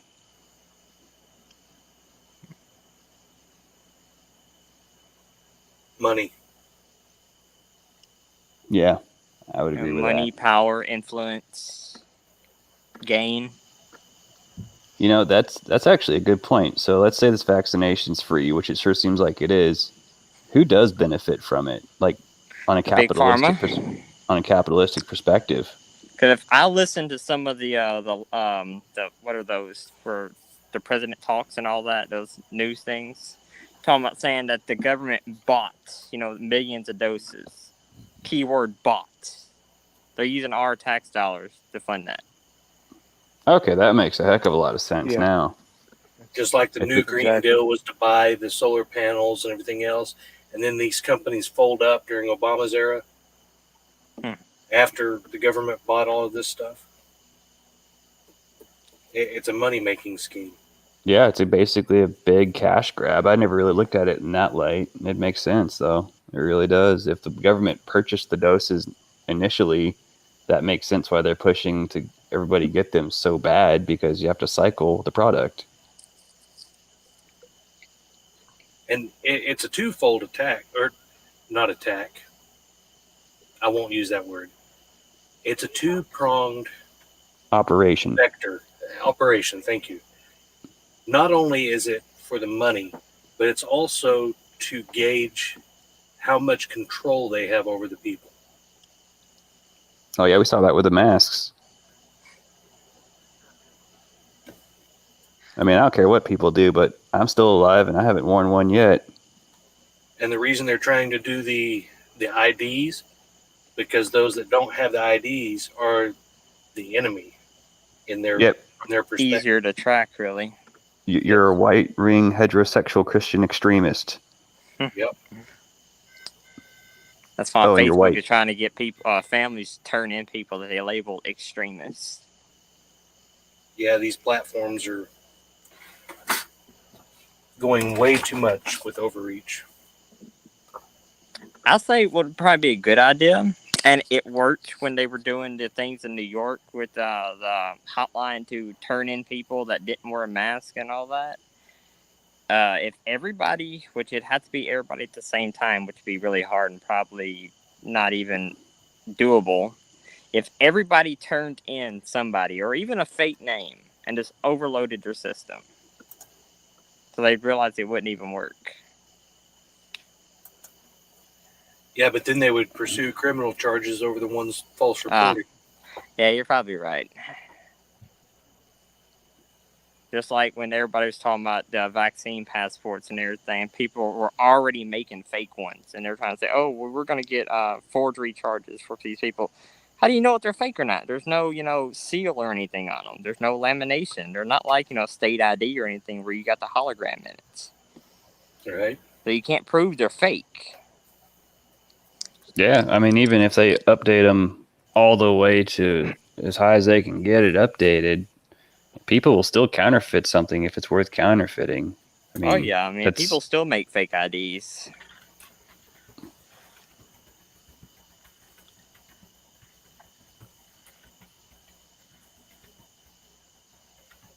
Well, you know that all of them will have a control number on them that they can backtrack. So it would be a case just like anything else. If you had a forgery and they caught you with the forgery, then you'd be prosecuted, I'm sure, to the full extent.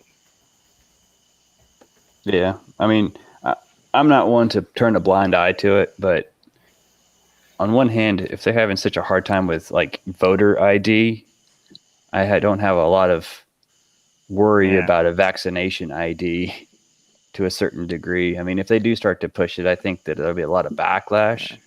But there's literally no way you could regulate something that massive right away without causing a whole bunch of problems. You mean like they did with Social Security numbers? Yeah. My great grandfather was a preacher, and he had been a senator at one point. He believed that the Social Security number was the mark of the beast then. I mean, in a way, that kind of makes sense. Yeah, I mean, I could get behind it, but the Social Security system was implemented when there was, I don't even know how many millions less people in this country than there are now. And yet they still haven't stopped it. It's been proven time and time again that it cannot support itself, yet they keep going. Why? Because they suck so miserably bad at their job, they don't want to admit they failed because it means they failed. The money's going somewhere. Yeah. Not where it's supposed to go, though. Oh yeah, I mean, there's no doubt in my mind that there's corruption at the highest levels. That's not questionable. I mean, heck, it's so apparent nowadays that you have to literally look past it to see what the actual agenda even is. Anybody who's ever been to the VA knows that. Oh, gosh. And then they put people in power that are the entertainment, one way or another, to stay focused on them instead of what's going on. I really try to avoid politics in the network because there's so many facets that too many rabbit holes to go down. Yeah. And it kind of takes our focus away from not the why we prep, but also why we prep. Yeah. We I mean, to me, though, politics, but we also prep for other reasons. Yeah. I mean, but like for me, preparedness, obviously you got like the natural disaster aspect of it or the breakdown of society, but that is absolutely parallel to political environments as well. Because I mean, I would say 90% of the draw to be more self-reliant has to do with politics right now and how they're handling what may or may not be going on. I mean, I'm not really concerned about the virus really whatsoever. To me, it's about equal to a bad flu. But how it's being handled and people's reaction to it, especially in mass, that's what's got my... I mean, the thing that gets me is that, everybody's treating it as, if you want to be worried about it, you can. You have the right to. I mean, nobody's saying you don't, especially people, that's got those immune deficiencies and everything. Mm-hmm. But you could get anything from anybody or anywhere. You could, step outside, and have a heart attack. You get hit by a car. I mean, lots of things can happen, but everybody's panicking over this one little possibility on hundreds others. It just doesn't make much sense to be focused on one thing and then not focus on the other. Yeah, you're exactly right. It just doesn't make sense. Especially considering that, I mean, if you look at, the mortality rate and everything, it's mainly, older people, which, if they, they should have the right to, be protected if they want to be. They're always saying they can't or don't. But it's mainly the older generation. Now with this new variant coming out, I mean, from what I'm hearing, it's mainly people that do have the vaccinations. And that might get me, canceled on YouTube or whatever for just saying this, but I don't really care. But it's just, how can you say, oh, that's fake or not, when what's fake and what's real at this point? Yeah, I mean, when you practice preparedness, I think nowadays you almost have to apply a certain level of even espionage to your practices, because a lot of people view you as very, very extreme in a lot of ways, just because you have views counter to what's going on, because you see that like something's not right, something's not adding up, and it doesn't seem like it's very good for your health in general. Like whatever you believe politically, the cards don't line up. And I think being able to take care of yourself in every way you can possibly, like that, to me, that's the essence of preparedness. That mindset is being independent, not reliant on that system because there's something wrong with it. And I would have a problem relying on any system where there are more questions than answers. Yeah. Or the answers just aren't answers. They're just another question. But probably the thing that gets me the most is the people, that are out there that, they're talking about, you don't care about yourself and you don't care about others, you're selfish, but simultaneously saying that, natural selection will sort them out. Like, literally hoping these people will die from this. And, even though, you can or you can't, why would you wish somebody dead? Because they don't have the same views as you, which, of course, that's been the last 4 years. We know about that, but that seems counterproductive. You want people to get the vaccine, but yet you're telling them, if you don't get it, I hope you die. Yeah, I mean, they're trying to divide us in a lot of ways, and like, they've done a good job of that. Oh, heck yeah, they did. And that's something that, like, I have a bit of a different take on, I think, than a lot of people. Is like, a lot of people look at the American flag and they have their own personal belief system on it and what it means to them. Other countries love it more than us. To certain people. I mean, some people love the flags, others hate it. But I think that they were really good at dividing us in so many different little ways, whether it's racism or you support this thing or you're not tolerant enough or you took the vaccine or whatever, right? You voted for blue instead of red, whatever. And they got us chopped up into all these little groups that are all fighting each other, which is like, if you look at the Civil War, that's kind of how they did that. Yeah. And that we're all fighting each other instead of looking at them. And personally, I think that we need to unify again. And like, let's say BLM, right? They're running around burning stuff down, preaching whatever it is they preach. And if they want to be stupid and do that, okay. But I look at it as bodies on the ground that could be on our side. Not saying I'm advocating violence, YouTube, not advocating violence, but get them on our side because they're just as pissed off at the government as we are in a lot of ways. They're just as hurt and left out and upset.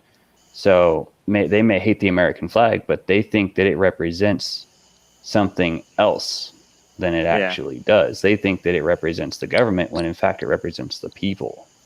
Mm-hmm. The only part of the government on our flag are the stars. Yeah, I remember back seeing a thing. It said, when the government fears its people, there's peace. When the people fear its government, there's tyranny. And right now, pretty much, the government has gotten way too big. I mean, they're trying to control basically all aspects of our lives. Yeah, and they got a massive psyop going on, too, with supporting law enforcement. Back the blue. And that's another thing. I don't hate cops or anything. I'm not like those people. I see they're necessary because, not somebody, with the training or whatever is going to be around to do the stuff that they do. Mm-hmm. But, there are, bad ones within. And, now a lot of good ones are leaving because they're generalizing them as a group. And they're just saying, what, we can't, if we do this, we're just going to get in trouble anyway. So, just leave. Yeah, I mean, and even that like divides a lot of people, because you take Antifa and they absolutely despise police officers. Then Yeah, you but take they're the people, first ones to holler for them. exactly. And then you take somebody who's very back to blue and in supportive of law enforcement, no matter what the measure is, and then everybody in the middle, and it forces them to pick a certain side. And like for me, I'm absolutely for local law enforcement and enforcing just and morally sound laws that aren't stupid, and an honest That's the cop. key. And it's not the officer's fault. There Yeah. are some things that they absolutely have to side on. And I used to wear a badge. I don't anymore. Number one, because it doesn't make any money. Number two, because the politics are far worse than the dangers of getting shot. Oh yeah, a lot of red tape there. A lot of red tape. You could have your career ruined just because of political difference. Yeah, if you're insubordinate because you choose to do the right thing instead of what you're supposed to do, your life is over and you get nothing to show for it. And there are bad cops. There's bad doctors. There's bad nurses. There's bad any profession you can think of. There's bad people in it that will use the system to their personal advantage rather than helping the public. And that's just it. We don't need fewer officers. We need fewer bad laws. Yeah, absolutely agree. We don't need law enforcement. We need police, peace officers. Yeah.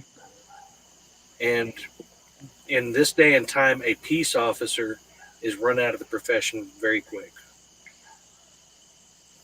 Yeah, and like my main concern is, we got these back to blue people that are very supportive of a militaristic like police force, and I am absolutely against that. We do not need that whatsoever. That just causes more problems. Yeah, it's very dangerous and can get out of hand very quickly. And on the other hand of that, you have these Antifa types who are opposed to any sort of law enforcement really whatsoever, because they only view them or have been exposed to them in a negative militaristic type manner. So they believe that all cops are bad, and all cops are basically the Nazi stormtroopers that they are believed they are, because that's been their experience the whole time. Yeah, it's not just the equipment they use. It's the way they're taught to use it. Yeah, I'm not talking about equipment at all. I'm just talking about the mindset. Right. I have personal experience, with, good cops and bad cops. This was when a few friends of mine got stopped at a park that we were at that we weren't supposed to be at. We didn't realize at the time that it closed. So they just pulled up in, see what was going on. I had just started carrying a firearm at the time, and I did what was legally, and I said, hey, I'm carrying a firearm. Went to the thing, took my ID, went to all that. This other one pulled up and told me to walk to his car, so I did.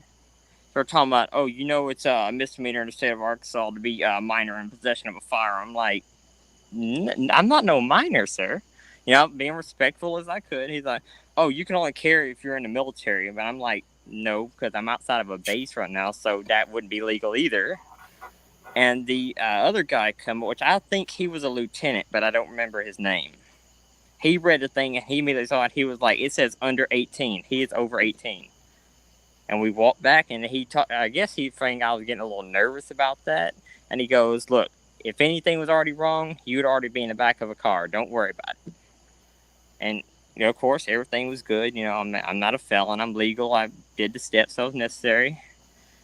And that's just about it is. You're going to have run-ins with bad ones, and you're going to have run-ins with good ones. I just happen to have one at the same night.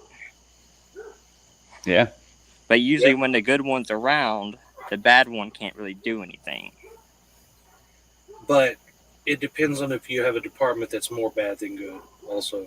That too. Like, I know around here, Saline County and all that, from what I hear about them. Oh man. My gosh. I'm sorry. I mean, I don't live in it. I live somewhat close to it, but I don't. Luckily, I only have to deal with Pulaski County. So I actually feel sorry for anyone living in the central part of the state. Yeah, it's not good. Departments are handled there.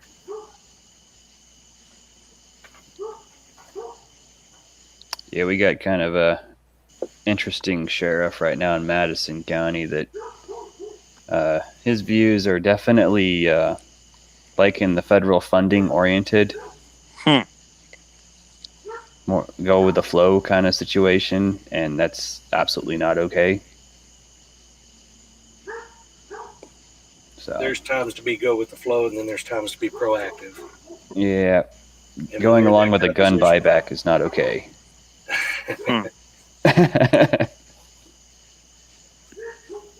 I don't know. I'll start a gun buyback. I'll trade, shots for guns. Yeah, shots for shots. That'll work. Shot Homemade for or shot. the real stuff? No, that's not saline. Did you ever hear that thing happen in Florida with the gun buyback? Oh, the guy That's the guy making making them? guns. Well, what they did was they showed up early, set up, sold out the sheriff's department with a whole bunch of homemade guns, and then bought the guns that people were bringing in to sell to the sheriff's department with cash before they could make it to the tent, Nice. using the America, I money love it. they got from the sheriff's department. That's awesome. That's about as American as it can get. Oh, yeah. You're about to let yourself get screwed over. Here, let me benefit instead of them. Straight up. It was great. I forgot when exactly that happened, but I saw the news article. I was like, that is just wonderful. Sad that it even happened in the first place, but I just love it. Somebody capitalized on it in that way. Yeah, when there's no questions asked, that's not really a good thing. Because then, Yeah. everybody, I mean, with really, isn't just, it's got to prove that it works, and that's it. How are you going to test it? I mean, you could test it there, but I mean, Probably wouldn't end up very well. yeah. If they did, Tank, I kind of agree with you. I don't have a problem with buybacks either. I really don't. I have the problem with the fact that they're getting destroyed afterward or during the buyback. I believe the more tools in the shed, the better prepared you are to dig the garden. And it's also a lot of guns, like that ain't even a problem. Because, like, of course, the federal government, they're worried about, assault rifles and all that. But these guns were mainly, from what I was seeing at buybacks, were, like revolvers, bolt action rifles, and shotguns. I mean, nothing that's really, an issue nowadays. If they did one here, my 3D print farm would be busy 24/7.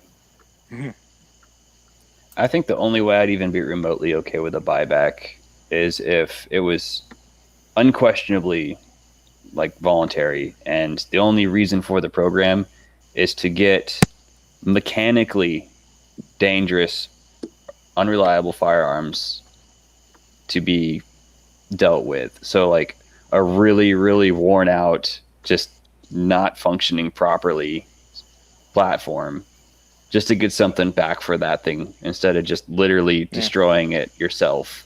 Like when you junk a car and all that, it goes to a junkyard. Yeah, exactly. Like parts exactly, like a U-picket for guns. Yeah, that'd be a good idea.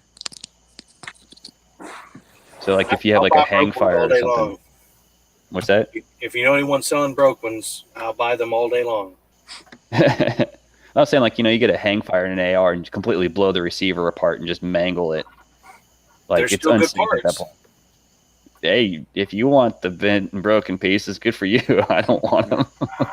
I mean, there's somebody on YouTube now. They do. I don't know where they're at, in what part of the country, or even if they're overseas or not. But they do restorations of like found firearms, like that have been tossed off a bridge and all that.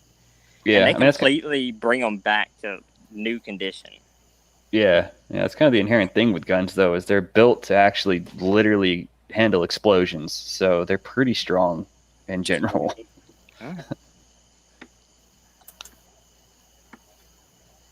But even on, say, one that a round exploded in the chamber and not a controlled explosion. The parts surrounding that receiver, say it's an AR and the upper gets destroyed, there's a possibility that the barrel survived. You still have the buttstock. There's the forearm. There's still parts that could be used off of that. And after collecting enough of those parts, you could build a functioning firearm. Yes, yeah, but I'm saying like all the broken pieces you go turn in. Oh, okay. So you just If ain't got it's to throw just them the away. broken You can get ones, money yeah. for it. Exactly. Instead of taking that lower to the scrap yard, there's just a place where you get more money for it. You people in your perfect worlds. Yeah, I know in a shift situation, I won't be able to create them as quickly and easily as I do now. I mean, a 3D printed firearm, maybe it will only do a couple shots before it starts to give out, but those couple shots could save someone's life. Yeah, I never really got too much into the 3D printed systems. Things I did expensive to me. I just couldn't really grasp the components. Like you can do AR stuff and it's reasonably reliable, but everything I would else buy like it, that but I I've wouldn't done, make it. I've messed with isn't just. It is Yeah. 100% legal to make your own firearm without a serial, but you can never transfer it per ATF. Yeah. When you die, it has to be destroyed. That's just how that works. And as far as printing, I haven't had a ton of luck, especially with, for some reason, 22 long rifle will explode every time. So I quit even testing those. My best luck has been with 40 cal. See, to me, it's just easier to mill something out of polymer or aluminum than it is to 3D print it. Yeah, I don't have the machine capability for aluminum. I mean, I have a drill press, but that's not going to be a very good looking firearm. Well, yeah, I mean, if you're trying to make it sexy, that's just a whole different category. But if you want function, I mean, I could put a couple pieces of Yeah. pipe together and make a firearm for a 12 gauge, but I I mean, mean, you're still running into more risk there Yeah. too. it's pretty much like a high point. It works, but it doesn't look good at all. Sometimes it works. I've seen torture tests on them. I mean, I wouldn't want one myself, but they can handle a lot. There are very impressive polymer firearms out today. Mm. High point. It's not the polymer that worries me; it's the mechanics. Oh yeah, I've seen a little. One of the big issues in the test was if a little dirt got caught in the slide, when it cycled around, it would just jam immediately.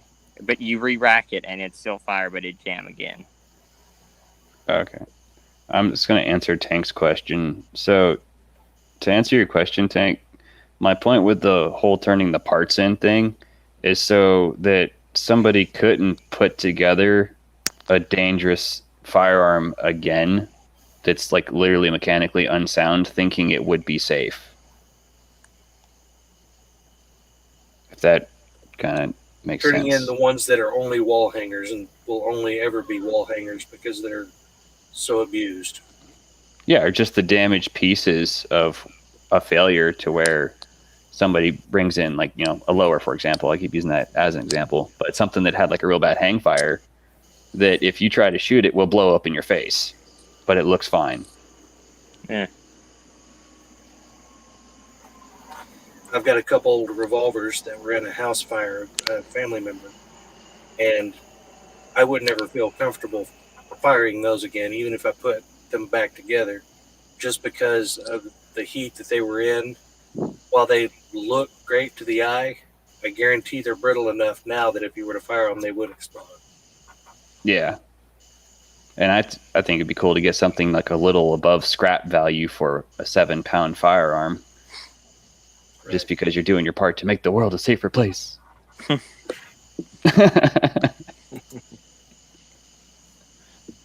But then again, there are some that believe safety is overrated. We are in the South, of course.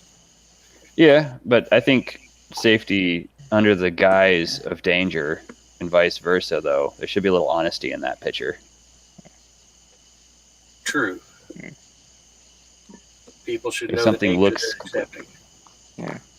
The yeah, I risk mean, if something looks completely safe and it's not, it's like, oh, brand new car and you cut the seatbelts out of it. Yeah, Airbag will there's save always me. there's a catch somewhere. Okay, guys, I'm out of here. So y'all have a good evening. You as All well. right. I think we probably do need to cut it. It's getting pretty late here. Yeah, it is. Yep. Guys, thank you very much for the discussion. I thought tonight was going to be a bust, and y'all came through, and I really appreciate it. Hey, real quick before I go, how are we doing the notifications for the next one? Hopefully, if y'all are subscribed to the channel, Yeah, notifications YouTube should sends a go out to notification. you. Yeah, Okay. I try to get at least 2 hours before we go live on anything. Right on. But if you're in the Discord or anything like that, I'll try to put the notifications out on the MeWe page, the Facebook, and a couple other places as well. Cool. Yeah, I only got the MeWe's and the YouTube, so. Okay. Good deal. But again, thank y'all, and sleep safe. Yeah, smash the bell. Nice.